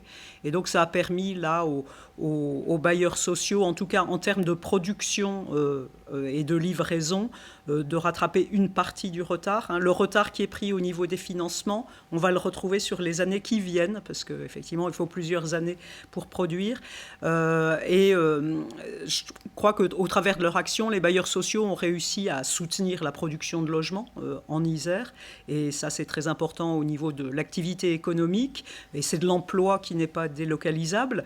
Ça permet aussi à des nouveaux locataires de trouver un logement abordable et de retrouver du pouvoir d'achat. C'est important parce que ça permet de diminuer la part du logement social dans leurs dépenses. Et puis, je rappelle quand même qu'on est à l'avant-garde de la lutte contre le réchauffement climatique. Les logements sociaux sont traditionnellement très performants au niveau énergétique. Alors l'inquiétude qu'on peut avoir à ce stade, c'est plutôt l'idée que la demande de logement social reste très forte. En Isère, plus de 32 000 demandes pratiquement de logements et évidemment une production qui dans les années qui viennent va diminuer et donc une difficulté à répondre aux demandes. Le délai d'attente moyen d'un logement social, c'est 10 mois et le risque, c'est qu'avec cette chute de la production qui est prévisible, le délai s'allonge pour des personnes qui attendent vraiment un logement. Alors justement, sur la demande spécifique, quelles sont les mutations de demande que vous observez en logements sociaux suite aux périodes de confinement? Est-ce que vous l'observez aussi dans ce secteur-là, comme on vient de l'entendre, sur le marché de la location et de la construction neuve? Oui, tout à fait. D'abord, ce qu'on a vu... d'abord, je crois qu'il faut aussi rappeler que la crise sanitaire a encore une fois démontré à quel point c'était important d'avoir un logement confortable, spacieux, et qui permet éventuellement de télétravailler, d'avoir des espaces extérieurs sur lesquels on peut s'aérer, et puis également à poser la question de savoir est-ce qu'il vaut mieux être en centre-ville ou est-ce qu'il vaut mieux être un peu à l'extérieur pour bénéficier de plus de place. Donc tout ça, les bailleurs sociaux l'ont vu, l'ont vécu, et donc des demandes de balcons, des demandes d'augmentation de surface aussi, tout ça on l'observe, donc il y a quelque chose qui change. Et même les bailleurs sociaux ont toujours été très attentifs à ça, mais là encore, la demande qui s'exprime, voilà, c'est important. Comme nous sommes vraiment confrontés à une difficulté qui est celle des prix du foncier, hein, l'accès au foncier est fondamental pour pouvoir construire à des prix abordables. Ça veut dire aussi qu'il faut peut-être qu'on travaille avec les territoires, avec les élus, avec les collectivités, avec les habitants, sur le thème d'une certaine densification en hauteur. Voilà. C'est-à-dire que finalement, si on veut consommer un peu moins de foncier, il vaut peut-être mieux se dire que les immeubles devraient faire 4 ou 5 étages plutôt que 2 ou 3. Donc c'est en fait ce qu'on voit s'exprimer au travers d'une nouvelle demande et sur laquelle on ne peut répondre éventuellement qu'en prenant un peu plus de hauteur. Mais finalement, quand on réfléchit, les immeubles haussmanniens, ils ont plutôt 5 étages et le 5e étage est vraiment l'étage noble. Alors en matière de logement social, nous fêtons cette année les 20 ans de la loi SRU qui encadre justement ce secteur et qui pourrait être prochainement renforcé. De votre point de vue d'élu, Bruno Catin, président du Pays Voironnais, est-ce que c'est un levier qui fonctionne pour inciter les collectivités locales à atteindre leurs objectifs en matière de logements sociaux? Alors, si vous permettez, je vais peut-être resituer quelques chiffres avant de répondre directement à votre question. Il y a un constat qu'on fait tous aujourd'hui, c'est que le coût du logement, il est en forte croissance. Donc ça, c'est un élément essentiel. La part du revenu disponible des ménages consacré au logement est là aussi en forte augmentation. Enfin, j'ai quelques chiffres. Elle était de 6% en moyenne dans les années 60, elle est passée à 12% dans les années 80, et aujourd'hui, elle est de l'ordre de 28% du revenu disponible des ménages. Par comparaison, si on cite quelques pays européens, notamment l'Allemagne, on est seulement à 17%. Alors c'est vrai qu'il y a en plus, ces chiffres, ils cachent des disparités considérables. Selon le niveau de revenu que l'on a, la part est encore beaucoup plus importante. 10% des ménages les plus pauvres consacrent plus de 50% de leurs ressources pour se loger et pour se chauffer. Donc cette augmentation du coût du logement, elle a aussi d'autres conséquences, c'est-à-dire qu'on constate qu'il y a une diminution de la surface habitable. Donc bien évidemment, le développement du logement social, il reste, ou du logement abordable, ça reste une vraie priorité. Aujourd'hui, sur le plan national, on a en moyenne 4 demandes pour une attribution. Au niveau du Pays Voironnais, on est dans des chiffres un peu plus bas, c'est-à-dire qu'on se situe avec 3 demandes pour un habitant. Mais pour répondre à votre question, bien sûr que la loi SRU, elle a évidemment incité les communes à développer le logement social. On doit quand même faire le constat que globalement, la situation du logement aujourd'hui, elle ne s'est pas pour autant nettement améliorée. Je crois que pour arriver à un résultat plus performant, il va falloir revoir de fond en comble la politique du logement. En France, la loi SRU n'y suffira pas, quoi. Il faut questionner le coût des charges foncières qui vont encore augmenter avec le zéro artificialisation des sols. Il faut évaluer l'impact des politiques de défiscalisation qui tendent quand même à faire du logement de simples supports de produits financiers. Donc là, il y a un véritable enjeu pour que ça ne devienne pas une source de conflit, une véritable bombe sociale et générationnelle. Pour parler du Pays Voironnais, qui n'est pas parvenu à mettre en place un PLUI, un plan local d'urbanisme intercommunal, faute de cet outil, est-ce que l'intercommunalité a réellement du pouvoir en matière de logements sociaux ? Alors, c'est une vraie question. Je crois qu'on ne peut pas dire que le Pays Voironnais n'est pas parvenu à mettre en place un PLUI. On va dire que pour l'instant, il n'a pas souhaité le mettre en place. On a conduit un débat en début d'octobre dernier, mais on venait juste d'être élus, les équipes venaient juste de se constituer et on devait prendre une position très rapide. Donc on a convenu qu'il fallait reprendre ce débat-là, qu'on n'avait pas les moyens à cette époque d'organiser l'intégralité des débats préalables qui auraient permis à toutes les communes et à tous les élus communautaires de se positionner. Donc ce débat, il est pour l'instant différé. On a souhaité se donner du temps. Mais pour autant, le Pays Voronais, il dispose d'un certain nombre d'outils qui sont factuels. Depuis 2007, on dispose d'un document de planification supracommunale sous la forme d'un schéma directeur. Un second schéma directeur a été élaboré en 2015. Il est actuellement en cours d'évaluation. Donc cette évaluation va nous permettre de mesurer effectivement ce qu'on a pu faire en matière de logement social. Mais il y aura une vraie question qui va se poser. La vraie question, c'est entre la combinaison du SCOT prescriptif, le schéma directeur et puis la somme des régulations qui se font au sein des communes, est-ce que ça va garantir pour autant la mise en œuvre d'un urbanisme durable à l'échelle du Pays Voronais? Donc ça, c'est la question.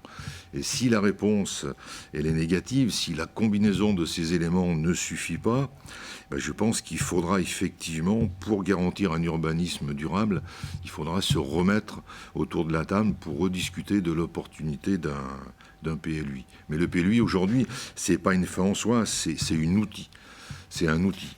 Je veux aussi préciser quand même qu'on est très partie prenante dans un programme local de l'habitat, puisque ce programme, on en avait un pour la période 2019-2024. Il s'agit du 4e PLH au sein du Pays Voronais, puisque le premier a été élaboré en 1995, il y a quand même plus de 20 ans. Donc ces PLH successifs nous ont permis d'asseoir quand même une véritable politique en matière d'habitat. Les objectifs prochains, c'est la production de 150 logements sociaux dans le Pays Voronais. La question aujourd'hui, mais j'ai compris votre préoccupation dans la première question, on n'a pas forcément besoin d'un PLUI pour être ambitieux en matière de production de logements sociaux, mais c'est un débat qu'on fera bien évidemment au cours de ce mandat. Très bien, c'est entendu. Merci beaucoup. Nous allons pouvoir passer à notre 4e et dernière partie de cette table ronde de l'immobilier.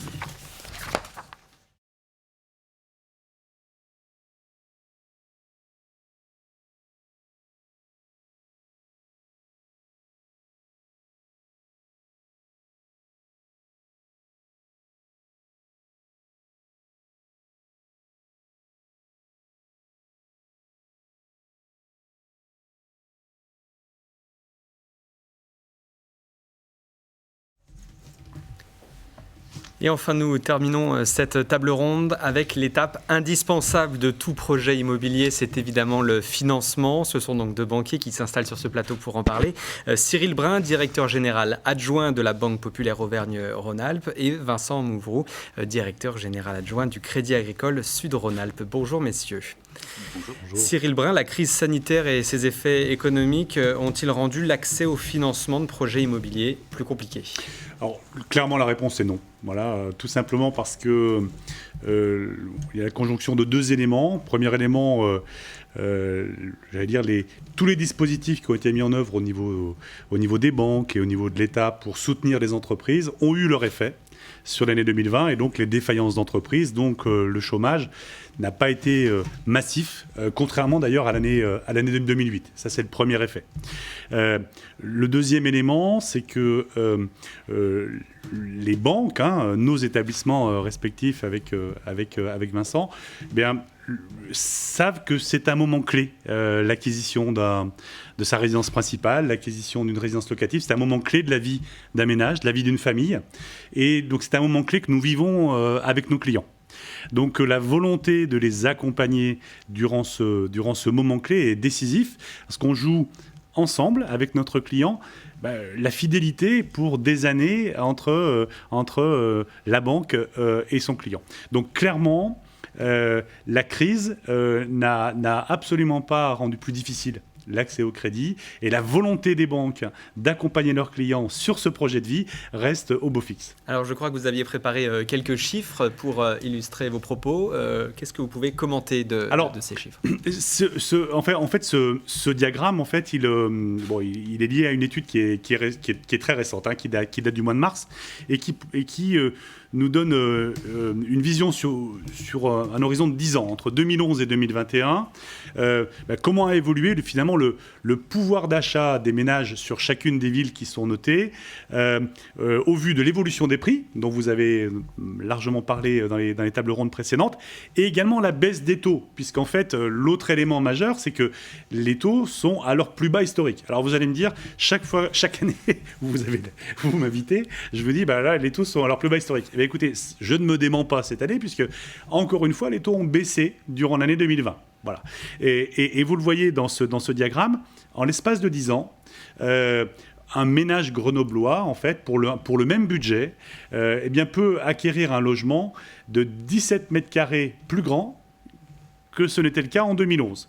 En gros, une pièce en plus. Et vous voyez, et ça, c'est lié à quoi? C'est lié à une évolution des prix qui a été plutôt modérée en l'espace de 10 ans, même si les choses s'accélèrent, on l'a entendu tout à l'heure, mais voilà, l'évolution des prix plutôt modérée, et une baisse des taux qui a bénéficié au pouvoir d'achat des ménages pour acquérir leur logement. Et vous le voyez sur le diagramme tout à l'heure, Lyon, par exemple, est dans une équation complètement différente, parce que l'évolution des prix a été beaucoup plus rapide que l'effet baisse des taux. Voilà. Mais retenons qu'un ménage grenoblois, une famille grenobloise, du fait de la baisse des taux et de l'évolution des prix, c'est une pièce supplémentaire pour leur acquisition. Ça peut donc encore être le bon moment. Et justement, qu'est-ce qu'un bon dossier de demande de prêt immobilier aujourd'hui pour démarrer un tel projet? Alors, pour moi, un bon dossier, il a deux caractéristiques. D'une part, il est préparé, et d'autre part, il est équilibré. Alors, par préparer, ce que j'entends, c'est de prendre le temps d'aller voir son conseiller bancaire en amont de son projet immobilier, parce que voilà, son conseiller bancaire est celui qui connaît le plus intimement le budget du ménage, voilà, et de partager son projet pour définir ensemble, bien en amont de la recherche du logement, d'une enveloppe budgétaire qui rassemblera à la fois les éléments d'autofinancement et la capacité à intégrer une mensualité en substitution d'un loyer ou et que cette mensualité soit compatible avec la trésorerie du ménage. Ça, c'est vraiment un moment important et avoir défini cette enveloppe budgétaire avec son banquier, ça permet d'envisager la recherche du logement tout à fait sereinement et surtout pouvoir immédiatement déclencher l'achat coup de cœur réaliste par rapport à la charge de trésorerie que représentera la mensualité. Donc ça, c'est la notion de préparation, comme un sportif qui se prépare avant la compétition. Et puis l'équilibre. Alors l'équilibre, tout simplement parce qu'il y a un certain nombre de règles auxquelles sont régies les banques. Ça s'appelle le HCSF. Et je crois que cette notion d'équilibre entre un niveau d'apport au projet, minimum 10%, et un taux d'endettement maximum dans le budget du ménage, 35% maximum. Voilà, ce sont les deux éléments d'équilibre d'un dossier, même si, que ce soit à la Banque Populaire, Auvergne-Rhône-Alpes ou chez mon confrère, notre métier, c'est vraiment de savoir faire du sur-mesure. Chaque projet est un moment de vie clé et est un projet sur mesure. Donc les règles existent. On sait également y déroger. Le tout, c'est que ce soit fait en concertation et de façon éclairée par rapport à la situation de chaque ménage. Merci beaucoup. Justement, Vincent Mouvroux, directeur général adjoint de la CASRA, comment favoriser et accompagner l'accès des crédits immobiliers aux jeunes clients, notamment pour des projets de primo-accession ? Alors déjà, la première chose, c'est de partager le fait que pour ces jeunes, et comme l'a dit Cyril, c'est vrai pour tous nos clients, mais particulièrement pour les jeunes, cette accession à la propriété, elle est très importante. Alors pourtant, c'est une génération pour laquelle on dit volontiers que c'est une génération de l'usage. Et bien concrètement, la propriété, l'habitat, ça reste fondamental. Une étude de Deloitte sortie en janvier 2020 qui nous dit que 94% des moins de 30 ans considèrent comme essentielle l'accession à la propriété. Donc c'est fondamental pour eux, c'est une de nos priorités. Et leur mettre le pied à l'étrier à ces jeunes, c'est vraiment pour nous un élément important. Alors, 4 grands conseils foncièrement, et on va beaucoup se retrouver avec Cyril, parce que ce qu'a dit Cyril sur tous nos clients est très vrai pour les jeunes, évidemment. Le point numéro 1, c'est d'aller voir votre banquier de proximité, de faire une étude personnalisée et approfondie. Pourquoi ? Parce que d'abord parler des jeunes, des moins de 30 ans, c'est très générique. Entre un jeune qui aura fini ses études universitaires à 22-23 ans ou un jeune qui a fait un apprentissage et qui s'est installé comme jeune professionnel, on sent que la différence est très importante. Donc faire une bonne découverte du client, surtout si on le connaît déjà, c'est évidemment plus simple, c'est fondamental et ça se fait de manière en grande proximité. Bien connaître le terrain également, parce que finalement, être en intérim ou en CDD, ça dépend aussi beaucoup du contexte. On a des contextes, par exemple, territoriaux d'emploi dans l'habitat qui sont extrêmement dynamiques. Donc ça se regarde avec beaucoup de finesse, de manière très individualisée. Voilà, c'est la première chose. La deuxième chose, c'est, et à nouveau je rejoins beaucoup Cyril, c'est le projet.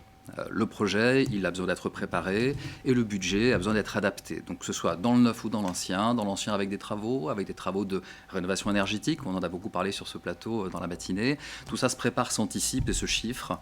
Votre banquier de proximité, il est là pour ça, pour caler correctement cet équilibre budgétaire et ses mensualités. Les critères HCSF que mentionnait Cyril sont aussi raisonnables, 35% de taux de charge. Donc on a aussi de la souplesse à l'intérieur pour accompagner la primo-accession et les jeunes. Donc bien adapter le projet. Le troisième conseil, c'est actionner les dispositifs qui existent. Il y a des prêts réglementés qui existent, donc le prêt à taux zéro, le prêt à l'accession sociale, sont des prêts qui permettent d'avoir des intérêts qui sont très limités sur une fraction ou sur la totalité des frais réduits. Et ça, votre banquier de proximité est là pour ça, pour vous conseiller, pour identifier les bons dispositifs. Et puis le dernier point, je vais recommander de bien s'assurer. Alors vous vous dites évidemment, banquier assureur, oui, mais concrètement, c'est très important, on s'engage sur la durée, sur 20-25 ans, et les difficultés, ça n'arrive pas qu'aux autres. Donc l'invalidité, la maladie, le chômage, le décès, malheureusement, ça n'arrive pas qu'aux autres. Donc se protéger et protéger ses proches, c'est fondamental. Donc une bonne assurance emprunteur, je le dis parce que dans une période de taux très bas, l'assurance emprunteur paraît chère. C'est vrai, relativement, ça paraît cher, mais ce qu'elle apporte en couverture est fondamental. Voilà, donc 4 grands conseils, et peut-être pour conclure sur ce point, mentionner que foncièrement, on accompagne énormément nos jeunes. Concrètement, au Crédit Agricole Sud-Rhône-Alpes, si je prends nos 25-30 ans, nos jeunes de 25-30 ans, aujourd'hui, c'est un tiers de ces jeunes qui ont un crédit habitat qui les accompagne dans l'accession à la propriété. Une dernière question. On évoque régulièrement le profil très épargnant des Français. Est-ce qu'en cette période de relance qui s'amorce, l'investissement immobilier peut être un choix judicieux pour placer différemment cet argent qui dort ordinairement ? Bon, alors la fameuse question de la pierre valeur refuge, Cyril, on en parle facilement entre nous et évidemment on se pose la question. Bon, d'abord, première chose, valeur refuge, oui, 60% du patrimoine des Français est constitué d'immobilier, donc c'est historique. Est-ce que c'est le bon moment pour le faire ? C'est difficile de prédire l'avenir, les économistes ne sont pas tous alignés, mais décrivons la situation. Effectivement, c'est une situation de relance, beaucoup d'investissements, beaucoup de dépenses. On voit que ça repart fort, il y a des tensions sur le marché des matières premières, sur le bois, sur le cuivre. Donc ces tensions-là, elles se traduisent à travers une tension sur les prix. Tension sur les prix de l'immobilier, c'est difficile à dire, mais c'est assez possible. Sur celui des travaux de la construction, c'est très probable. Est-ce que ça va s'installer dans la durée ? C'est possible. Et quand il y a des tensions sur les prix, il y a des tensions sur les taux. Donc ce que je peux vous assurer, et c'est ce qu'a dit Cyril tout à l'heure, c'est qu'aujourd'hui, on est à un point vraiment bas. Est-ce que ça peut remonter ? Oui, c'est assez possible. Beaucoup, je ne sais pas bien. En tout cas, oui, du coup, c'est un bon moment pour investir. Avec cet investissement immobilier qui est un investissement couteau suisse. On se loge, on épargne, on investit, on a des revenus complémentaires, on peut défiscaliser dans une période où les impôts pourraient aussi augmenter. Donc oui, je pense que c'est judicieux. Très bien, merci beaucoup messieurs. Pendant que vous quittez le plateau et que j'accueille Olivier Moine, président de la Chambre des notaires de l'Isère, c'est l'occasion pour moi de vous présenter le guide de l'immobilier que vous pouvez trouver en supplément du journal cette semaine, dans vos boîtes aux lettres pour les abonnés ou en kiosque pour ceux qui ne le sont pas encore. Et pour ceux qui ont suivi l'IMO en vue, sachez que vous allez recevoir le lien par email dans quelques instants.